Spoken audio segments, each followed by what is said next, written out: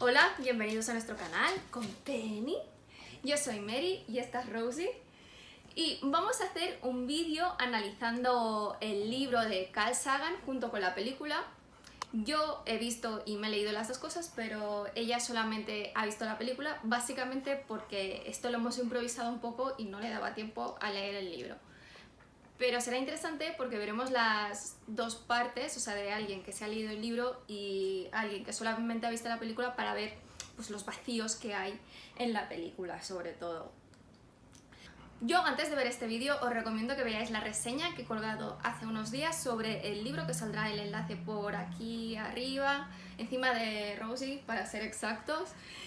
Igualmente, antes de empezar, para resumir un poco la trama y que quede más claro para quien solamente vea este vídeo, como sabréis si habéis visto la película, porque no os recomiendo ver este vídeo si no habéis visto la película o leído el libro, porque evidentemente vamos a hacer spoilers, aunque ya lo pone en el título, así que quien siga a partir de aquí sabe dónde se mete. ¿El libro de qué va? Pues explica la historia de Ellie Arroway, que es una niña muy inteligente y que a medida que va creciendo pues acaba estudiando ciencias y después se dedica a los radiotelescopios y en concreto a buscar señales de vida extraterrestre. ¿Y cuál es su sorpresa cuando tiene 30 y algo años acaba descubriendo una señal de radio que proviene de vida inteligente, porque la señal de radio transmite números primos? Cuando descodifican estos números primos, resulta que es un vídeo sobre Hitler, que fue la primera transmisión de televisión que tenía la intensidad suficiente como para ir al espacio, por decirlo de algún modo. Y a medida que van investigando más esta señal, ven que está retransmitiendo unos planos, porque hay números de página cada vez que termina una retransmisión, y este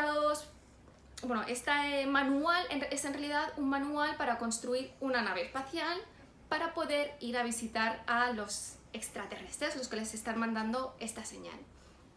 ¿Qué pasa? Que Ellie, en la película sola, en el libro va con 4 personas más, o sea que es una diferencia muy importante, porque en la película da la sensación de que únicamente están involucrados los Estados Unidos y que el resto del mundo pues ayuda tangencialmente, pero en realidad en el libro pues colabora todo el mundo, siendo los más importantes Estados Unidos y Rusia, evidentemente, pero en realidad van 4 personas más. Va un ruso, un chino, una señora india británica y después un chico joven que es de África, de Nigeria para ser concretos, que es el chico más joven que va. ¿Qué pasa? Que una de las diferencias más importantes que tiene Ellie en la película cuando llega a la Tierra es que nadie le cree y solamente tiene su propia experiencia, pero en el libro esta experiencia es compartida por 4 personas más, por lo que ella tiene la seguridad de que ha vivido lo que ha vivido, porque los demás también recuerdan lo mismo que ella. Entonces saben que sí que realmente se han movido, porque el problema es que nadie ve despegar la nave espacial, porque lo que hace la nave espacial es caer en un agujero de gusano, y como se pliega al tiempo y demás, vuelven exactamente al mismo tiempo y únicamente notan una desaparición momentánea.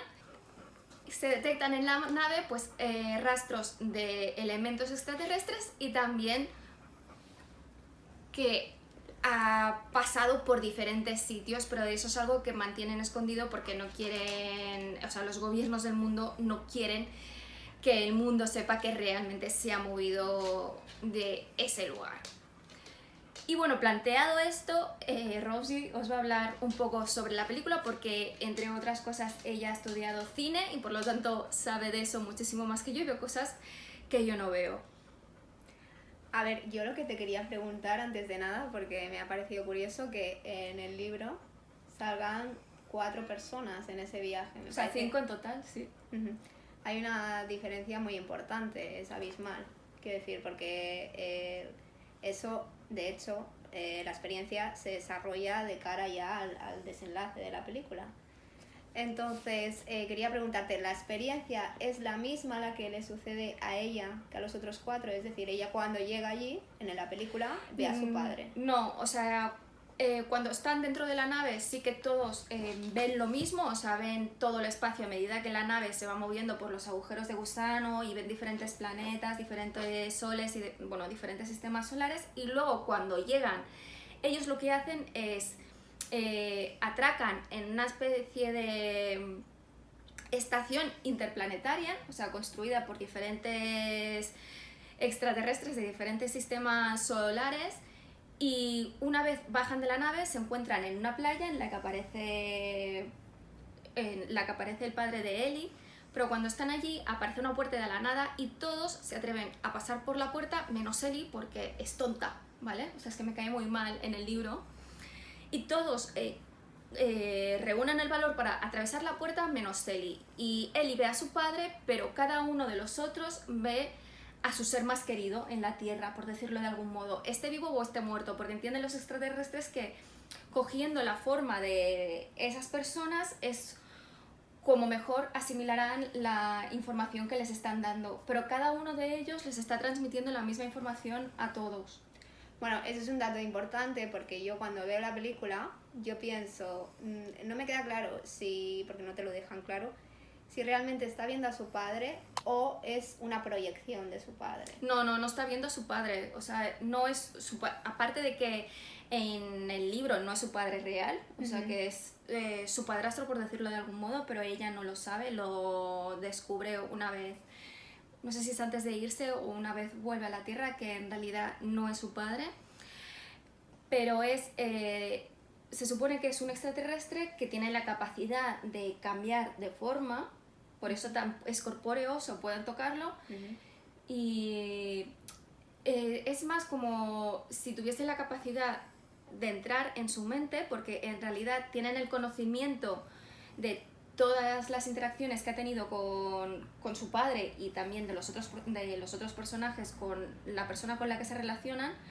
porque cuando llegan les escanean la mente, por decirlo de algún modo, y reúnen todos los conocimientos que tienen cada uno de ellos, y eso es lo que utilizan para crear, o sea, un ambiente terrestre que les sea acogedor, y además al transformarse en la persona que cada uno puede aceptar mejor la información que les están dando. O sea, eso es algo importante que en la película no creo que se transmita bien, y es uno de los problemas que tiene, aunque creo que estamos ante una mala adaptación del libro, pero que es una buena película a la vez, que eso no suele suceder.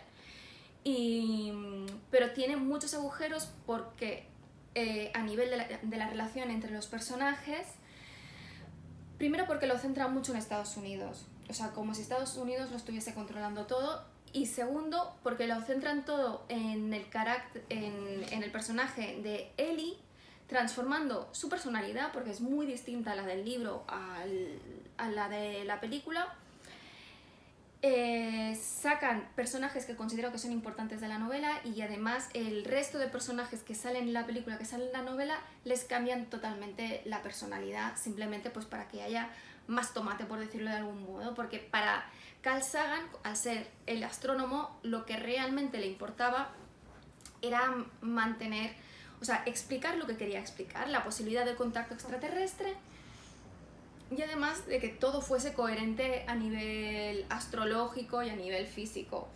Y de hecho, aunque Carl Sagan no vio estrenar esta película, por lo único que se preocupó principalmente durante el desarrollo de los guiones y demás era en que a nivel de física y a nivel de astronomía fuese coherente, o sea, que no se inventasen cosas que destrozasen el libro, y eso es lo que a él le interesaba mantener en la película, porque claro, yo no sé si los personajes y sobre todo el personaje de Ellie en el libro es tan tonta porque no le interesaba desarrollar a los personajes, porque le interesaban más otros aspectos del libro, o bien si es que realmente quiere darle esta forma de ser a Ellie, porque vale. ¿Por qué es tonta?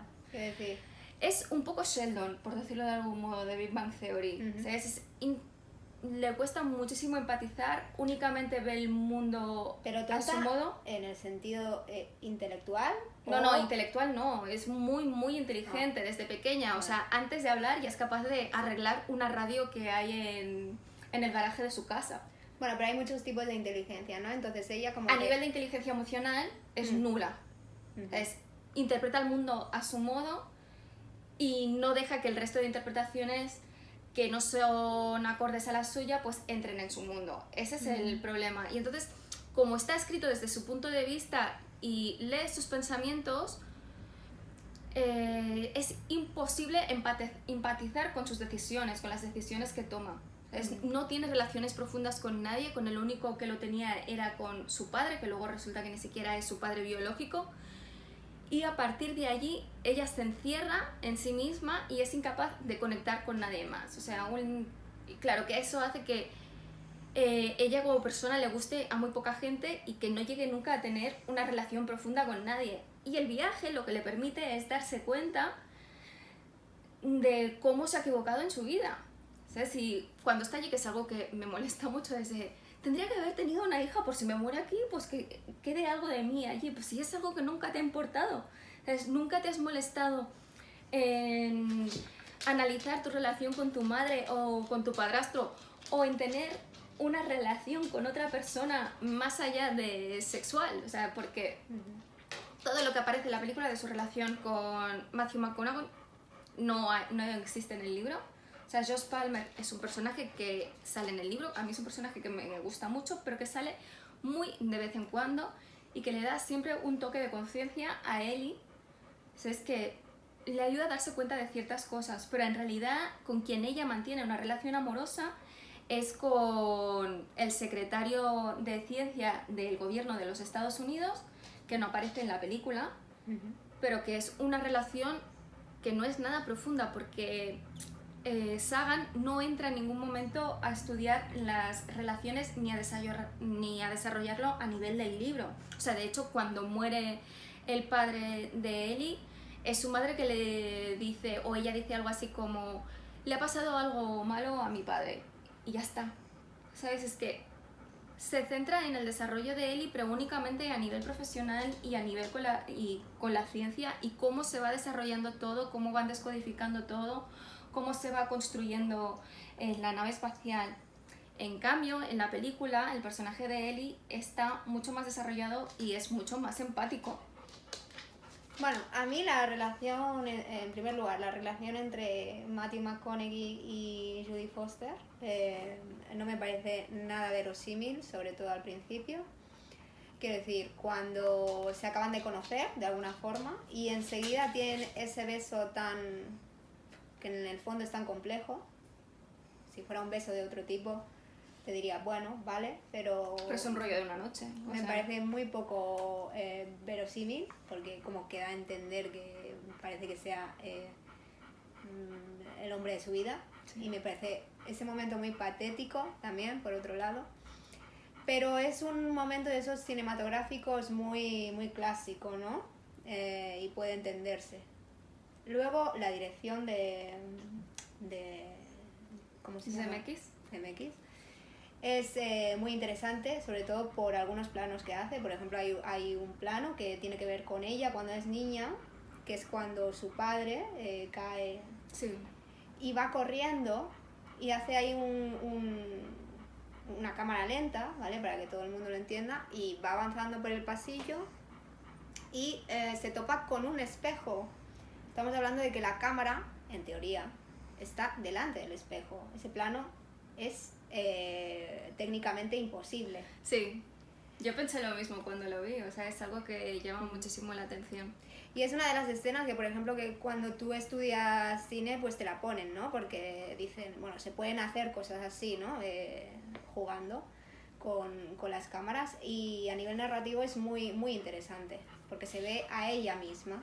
Luego también hay otro plano que está ella en su escritorio intentando contactar de nuevo cuando su padre ya ha muerto, y hay una grúa como que va retrocediendo de la imagen y parece que atraviese literalmente la puerta de la casa, cuando en realidad obviamente ahí han puesto no hay cristal, lo que pasa que hacen ver que hay un cristal. Y ese tipo de planos son muy interesantes porque tienen un sentido además narrativo, y me gusta mucho este director por este motivo, porque lo cuenta muy bien todo. Más allá de lo bien que esté el guión, o que también es muy difícil adaptar una película, me gusta muchísimo. No, sí, de hecho, o sea, podríamos remarcar que este director ha hecho películas muy importantes, entre ellas pues todas las de Regreso al Futuro, que quien no ha visto Regreso al Futuro, también ha hecho Forrest Gump, Náufrago, El vuelo con Denzel Washington. Ha hecho películas que a nivel de dirección son muy muy buenas. O sea, realmente los problemas que aparecen en esta película son más de guión, o sea, de mala adaptación del libro por querer poner salsa en las relaciones interpersonales que no hay en el libro, porque las relaciones interpersonales en el libro, como os digo, son bastante sosas. Y de hecho, la relación entre Ellie y Josh Palmer en el libro creo que es la más sincera de todas. Porque Josh Palmer, como os digo, o sea, va dando únicamente pequeñas señales, porque quien mantiene la relación Ellie es con otra persona. Pero desde el principio, por ejemplo, cuando él es una de las personas que representa la parte religiosa en el libro, y en ningún momento se pone a discutir con ella de teología como hace el otro personaje que representa la religión, sino que se le ve un interés claro en la ciencia, y aunque sí que es cierto que cree que la ciencia, o sea, puede ser perjudicial, también cree que puede ser beneficiosa, y entonces aporta los dos puntos de vista que en la discusión que pueden existir en la ciencia, pero nunca se entromete en la vida personal de Ellie, pero sí que tiene detalles muy bonitos con ella, de que aparece en momentos que la necesita. Por ejemplo, antes de irse de meterse dentro de la nave espacial, o sea, su pareja, entre comillas, porque no es una relación tampoco muy, muy estable ni muy profunda, no le regala nada ni le dice nada que sea bueno, que le pueda acompañar durante el viaje, pero Josh Palmer únicamente le manda un regalo que es una medalla que ella se lleva y con una carta. Y entonces, para mí, lo que da a entender, aunque no lo dicen en ningún momento, es que realmente ella, cuando vuelva y después de todas las revelaciones que ha tenido en el espacio, con quien iniciará una relación real es con Josh Palmer, pero no tiene, ¿sabes?, el desarrollo que tiene en la película, que creo que es un error bastante grande, porque cuando la están evaluando a ella para que viaje al espacio, parece que él la esté boicoteando, cuando no es así. O sea, realmente a Estados Unidos en el libro también le interesa mandar a alguien que crea en Dios, porque es un país muy religioso, aunque se declare... Bueno, religioso aparentemente, ¿no? Sí, aunque se declare ateo, pero la realidad es que en la apariencia sí que es un país religioso. Bueno, sí, la hipocresía. La religión es importante en el país, y cuando la balanza está entre Dramlin y Ellie, a todos les hacen exactamente las mismas preguntas. No es como en la película, que es como si le hiciesen a ella esta pregunta traición y que ella fuese la primera elegida. No, es que hacen una evaluación y simplemente sale elegido Dramlin, que en la película claramente es el personaje maligno. No sé cómo lo ves tú. O sea, porque parece que le esté poniendo trabas a Ellie todo el rato. Sí, es el antagonista, sí. Bueno, sí, es el mayor antagonista de la protagonista, sí. Y a mí es algo que me molesta, porque en realidad el personaje de Dramlin en el libro, aunque a Ellie es uno de las personas que le cae mal, porque ya te digo que ella ve el mundo de una forma muy concreta y solamente ve el mundo como a ella le interesa, está convencida de que Dramlin la odia o que quiere ponerle trabas, cuando en realidad únicamente se preocupa por ella.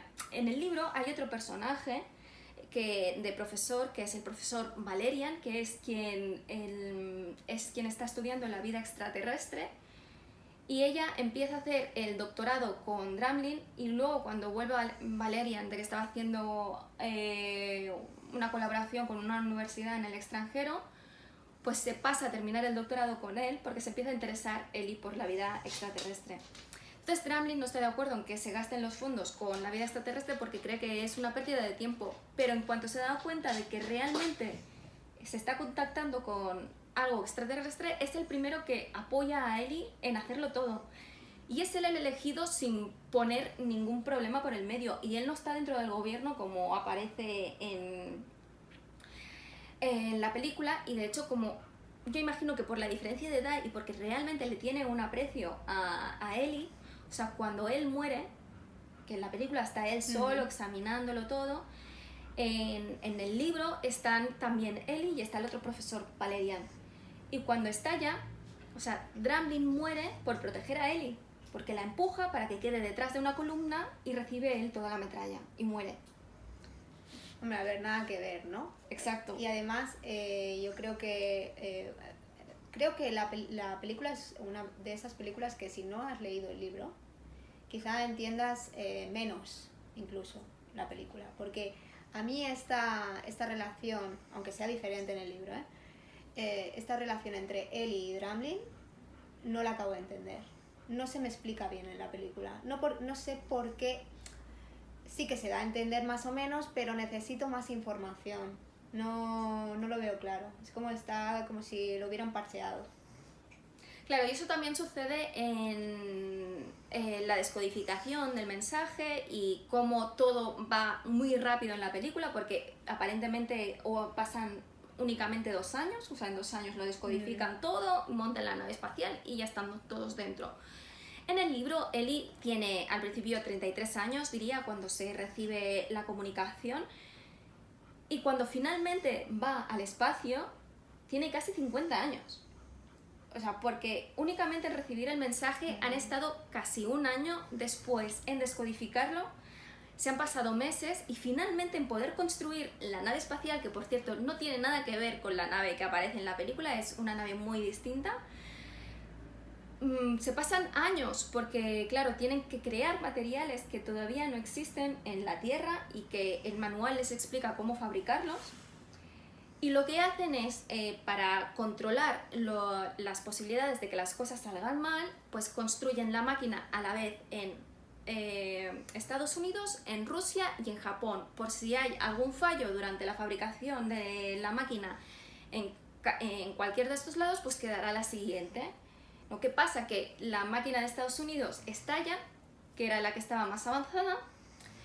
Luego la de Rusia, pues como suele pasar con los rusos durante la Guerra Fría, no lo hicieron todo lo bien que lo tenían que hacer y ya dio fallos de seguridad mucho antes, ¿sabes? De llegar al punto en el que había llegado la de Estados Unidos. Y finalmente la de Japón, que se estaba construyendo en secreto, pero con las mismas condiciones de seguridad que la de Estados Unidos, esa se construye en secreto por si acaso. Y entonces cuando estalla la de Estados Unidos es cuando Haden, el señor rico que parece un poco Lex Luthor en la película, pero que en el libro no es Lex Luthor, sino que realmente su interés es genuino y desinteresado, porque de hecho él fabrica la mayor parte de las cosas, pero lo hace a coste cero. O sea, él no saca ningún tipo de beneficio de construir las máquinas. El beneficio que él saca es con la tecnología que descubren con el manual, es lo que les permite después, o sea, construir estaciones espaciales en las que irse a vivir allí. Pero él no está en la estación espacial, en la Mir, o sea, la que existe con nosotros, sino que están en una estación espacial para ricos, que únicamente es para ellos y allí solamente viven ricos. Nada. O sea, no, sí, esto tampoco sucede. Pero bueno, que a esa tecnología en realidad tiene acceso todo el mundo, porque el manual es abierto a todo el mundo.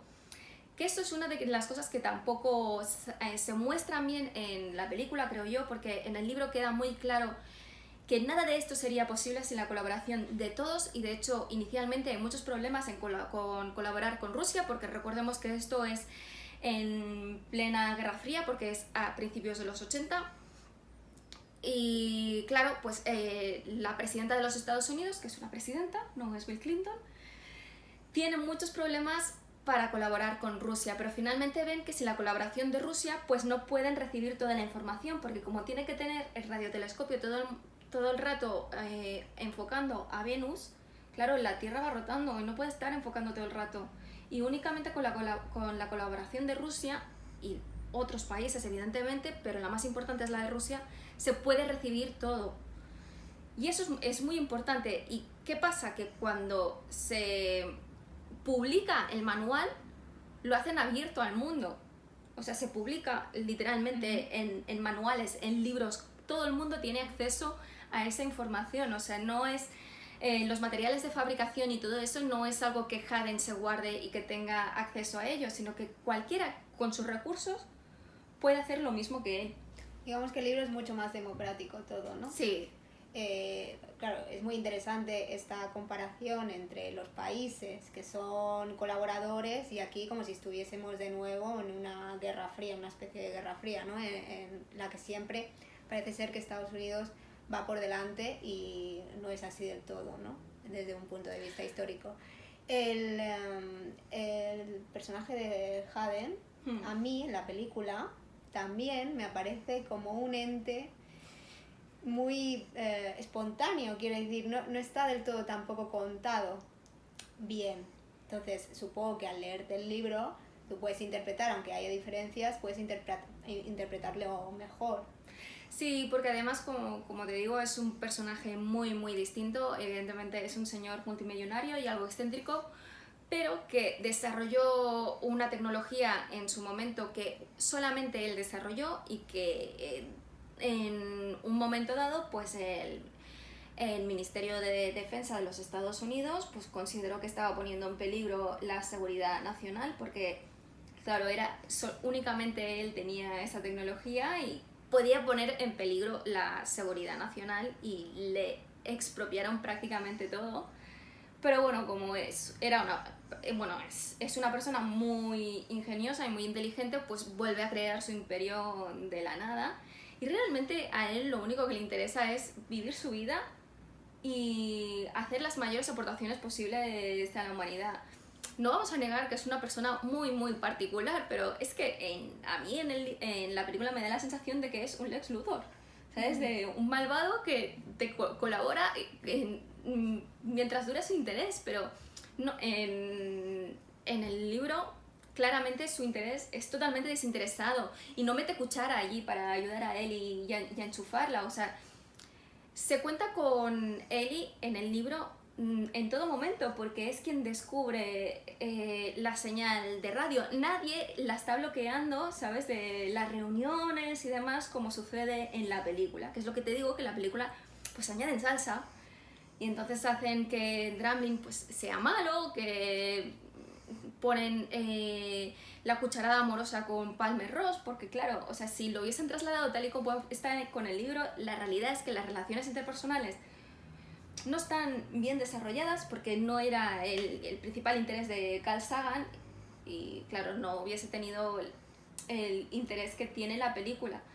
Pero sí que creo que es una oportunidad perdida el hecho de que la película se centre tanto en Estados Unidos, porque creo que una de las mayores aportaciones del libro y lo que realmente cree Carl Sagan es que si se produjese un contacto con extraterrestres, haría que la humanidad se reuniese todos sus recursos y de hecho lo traslada literalmente en el libro. Hay un momento que dice que el hecho de que exista una posible amenaza extraterrestre, porque como en la película hay un momento bastante largo cuando se está decidiendo si construir la máquina o no, sobre si los extraterrestres en realidad te quieren mal o te quieren bien. O sea, es que en el momento que hay una amenaza extraterrestre, claro, durante todos estos años que están construyendo la máquina, cesan todas las luchas internas en el planeta. Y todo el mundo está focalizado en eso y todo el mundo está colaborando conjuntamente con ello. Y entonces él es de la opinión que en el momento que encontrásemos vida extraterrestre, hubiese que construir una máquina o no, pero el hecho de que el ser humano se diese cuenta de que no está solo en el universo y que hay alguien más fuerte que él, haría que la humanidad se cohesionase y hubiesen menos problemas entre ellos. ¿Y tú qué opinas?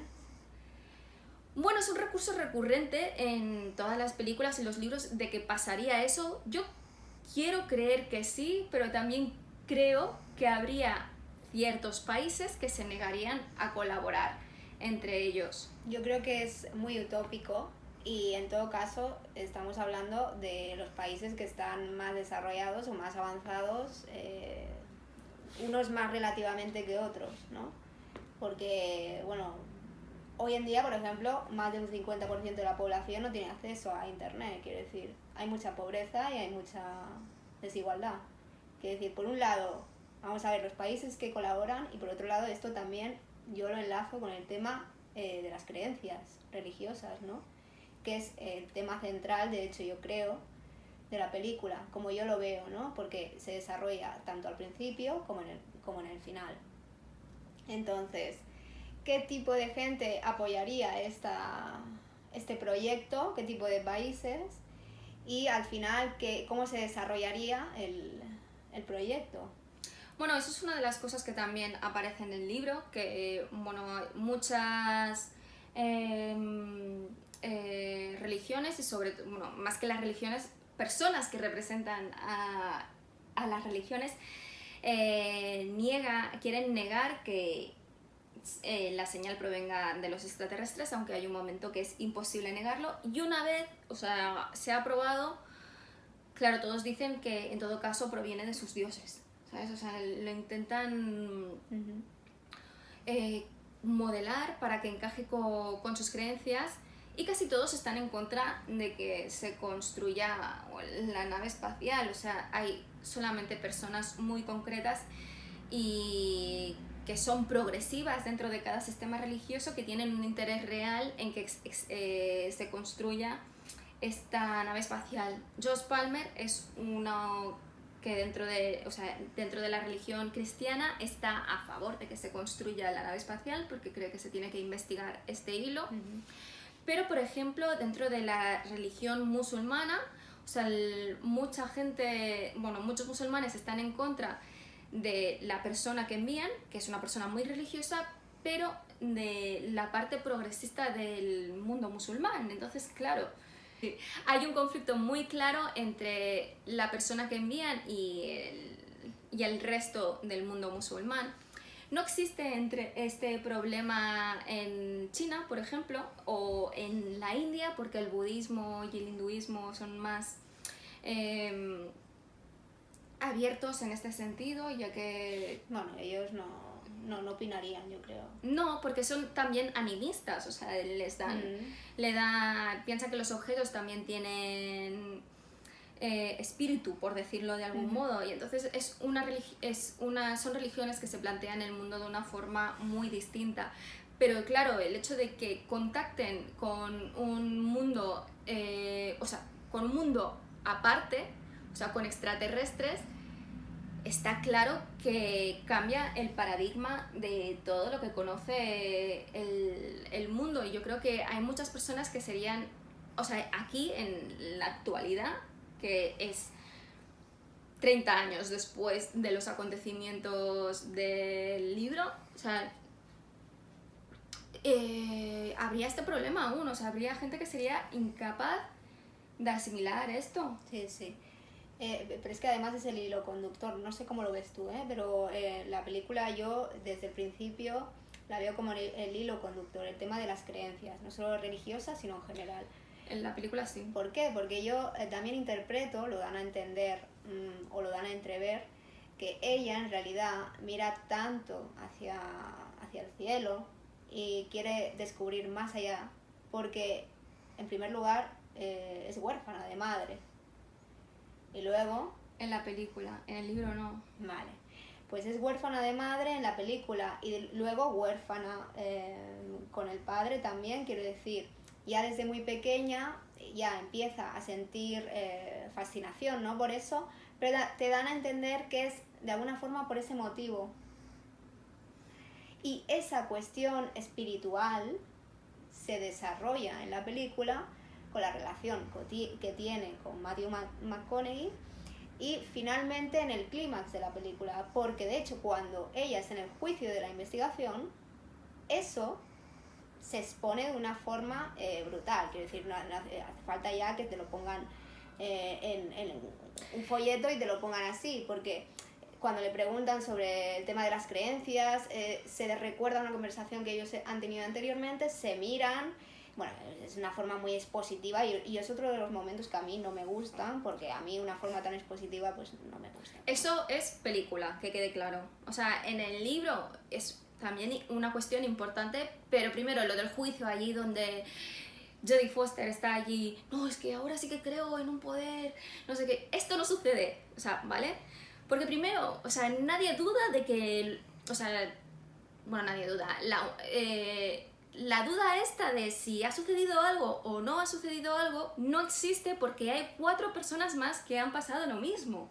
O sea, ella no duda ella misma sobre si algo ha sucedido porque tiene 4 personas más que corroboran lo que ella ha vivido. Y cuando llegan, antes de que se puedan poner de acuerdo, o sea, los separan y o sea, cada potencia pues pregunta a su embajador, por decirlo de algún modo, y todo coincide con lo que en realidad los países saben que lo que ellos han vivido es real. Lo que pasa es que entienden que la humanidad no está preparada para aceptar esta realidad y lo venden como un fallo, o sea, como que en realidad no ha sucedido nada. Pero no hay un juicio de Ellie, como aparece en el libro, que claramente es para exaltar a la religión, que es, bueno, uno de los problemas que sucede muchas veces con las películas americanas, que es lo que yo he dicho desde el principio, que esta película pues exalta en demasía pues el poder de los Estados Unidos y por otro lado la importancia de Dios y de la religión, cosa que en el libro sí que existe esta discusión, pero no es el hilo principal, porque como os digo, en este caso, o sea, hay 4 personas más que han vivido lo mismo, se reúnen de vez en cuando para hablar de sus experiencias, cada uno lo ve desde el punto de vista de su religión, porque cada uno tiene una religión distinta, para empezar. Y claro, no existen dudas, o sea, sí que para ellos ha sido una experiencia que ha cambiado su vida, porque necesariamente debe serlo. Pero no desde el punto de vista religioso, necesariamente. Las personas que eran religiosas siguen siendo religiosas y pues encuentran la forma de explicar de que su Dios exista y que a la vez existan razas extraterrestres, muchas razas extraterrestres, porque además una de las cosas que sale en el libro y en la película, juraría que también, es de que las autopistas por las que ellos viajan y llegan al embarcadero espacial, por decirlo de algún modo, son autopistas creadas por una raza anterior que ni siquiera con la que ellos contactan conocen, porque ellos les dicen que esas autopistas ya estaban allí. Entonces, claro, como esas autopistas ya estaban allí, pues es una de las cosas que sirve para no refutar la existencia de un ser superior, porque realmente hay algo que está creado anteriormente a todas las razas extraterrestres de las que ellos tienen conocimiento, o sea, los extraterrestres con los que ellos contactan. ¿Cuántas páginas tiene el libro? Más o menos, 430, que lo tengo apuntado. A ver, claro, es que es un libro de 430 páginas y además un libro de ciencia ficción, de alguna forma, pues es muy difícil de adaptar y más, bueno, la película no es que sea tan larga tampoco, son 2 horas... Bueno, larguita, son 2 horas y 20, ¿no? O algo así. O sea que dentro de lo que cabe es una película que es larga, pero evidentemente es imposible explicar todo lo que hay en el libro, o sea, y todas las discusiones que hay, porque en el libro, sobre todo como no se desarrollan las relaciones interpersonales, pues como he dicho al principio, todo es sobre la física y sobre estas posibles discusiones metafísicas de las que hablaba, porque a mí una de las cosas que me hace más gracia, o sea, ya dejando todo esto de parte de la religión, es que cuando se confirma que ha habido un contacto con extraterrestres, se reúnen un montón de grupos distintos a los alrededores de Nuevo México, donde está la instalación de radiotelescopios en los que está trabajando Eli Arroway, y bueno, salen allí un montón de personajes distintos que tienen que terminar construyendo una valla para que no entren. O sea, es un poco como lo de la área 60... Área 51. A la área 51 este verano que querían invadirla, pues es un poco eso. Y de hecho, lo que es muy gracioso es que los que aparecen en la película, o sea, no son ni siquiera extras, si son personas reales, o sea, son personajes reales que hay en Estados Unidos, o sea que los seguros para las abducciones extraterrestres es una empresa que existe de verdad. Bueno. Y que simplemente pusieron un anuncio en el diario de que quien quería ir allí, ¿sabes? Con todo su parafernalia, pues a rodear toda la instalación y grabarlo. Bueno, no sé si tiene mucho que ver, pero es que me acabo de acordar y si no, luego no me acordaré. Sobre los temas actuales, lo que tiene que ver con lo que escuchan la señal, esto sucede. Esto periódicamente se oye una señal que es como en la película, que se va repitiendo, desde hace años, de hecho. Y ella en la película lo comenta, no sé si en el libro está también así, dice que llevan años escuchando una señal que se repite. Pues esto es cierto, esto sucede en la actualidad. Y los científicos, los astrónomos, todavía están analizando este tipo de señales, porque no se sabe realmente, porque no saben, puede ser cualquier cosa, ¿eh? Sí, pero no se puede identificar un origen concreto y no parece que sea una señal orgánica, o sea, algo que se haya creado de forma natural en el universo. Y de hecho, el SETI es una organización que existe de verdad en el mundo.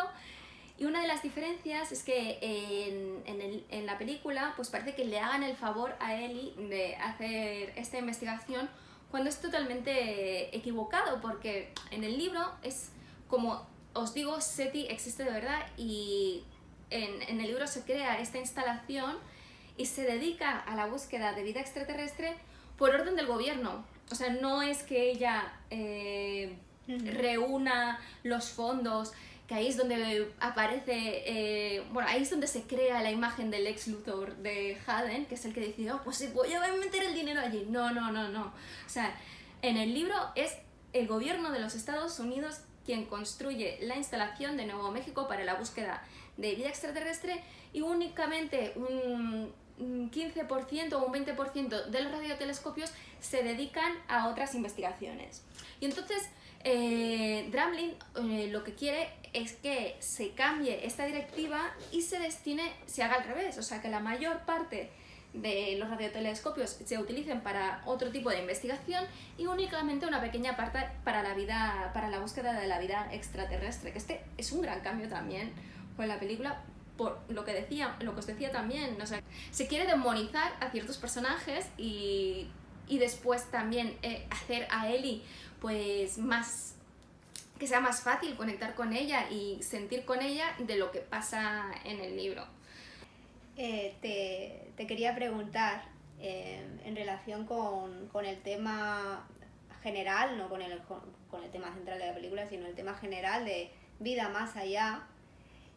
A nosotras que nos gusta nos gustaba tanto ver los programas de Iker Jiménez. Bueno, yo lo sigo viendo, ¿eh? Yo también, pero no tengo tanto tiempo ahora. Digamos que antes tenía mucho más tiempo como para verme el programa, escuchar, ¿no? Porque la verdad es que hay ciertos temas que son muy interesantes, ¿no? Y ciertas discusiones que son también, curiosas.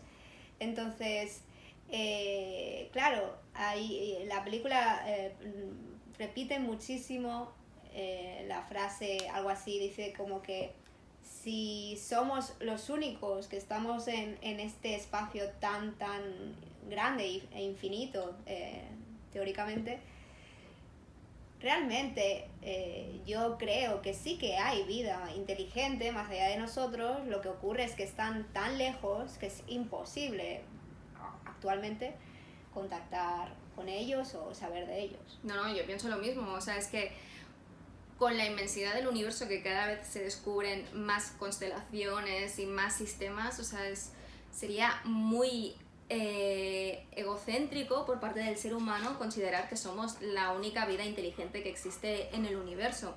Claro, al igual que nosotros no tenemos tecnología para ir más allá del sistema solar y para enviar personas más allá de la Luna, o Marte, como mucho ahora que se está investigando, pues probablemente estas otras especies se vean en la misma situación, que se encuentren a millones de años luz y que por lo tanto el contacto sea imposible.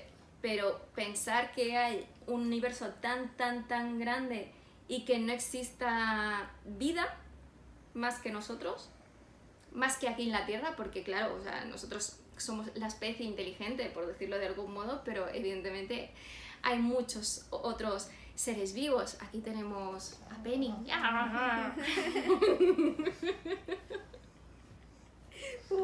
Pobrecita, la tiene explotada. Y de hecho, o sea, incluso ya en otros planetas del sistema solar se han encontrado sistemas unicelulares, o sea que no... lo que está claro es que vida tiene que existir. Ahora, que haya la posibilidad de contacto es una cuestión muy distinta. No nos vamos a meter en los reptilianos y en lo demás. Aparte de que también pueden, o sea, existir mundos paralelos, universos paralelos. O sea, es que hay tantas cosas que pueden ser reales o no pueden ser reales. El tema del tiempo es muy interesante y no sé, yo creo que, de hecho, si alguna vez, bueno, y los próximos proyectos yo creo que serán en manos de organizaciones privadas, ¿no? Como ya se ha demostrado recientemente. Con SpaceX, por ejemplo. Sí, eso es. Entonces, bueno, me parece, por un lado, bien, porque claro, esto siempre es relativo y es un tema mucho más complejo que no interesa ahora discutir, pero me parece bien, por un lado, que las organizaciones privadas sean las que de alguna forma se encarguen de este tipo de temas, ¿no? Si estamos en un universo capitalista, en ese caso. No, y más que nada porque si depende de los gobiernos, o sea, siempre hay un interés político y realmente únicamente se desarrolló la tecnología espacial cuando había la Guerra Fría para ver quién la tenía más larga. Claro. Y eso siempre es dinero y son consecuencias negativas para la población en general, porque es dinero que se podría invertir en otras cuestiones mucho más importantes.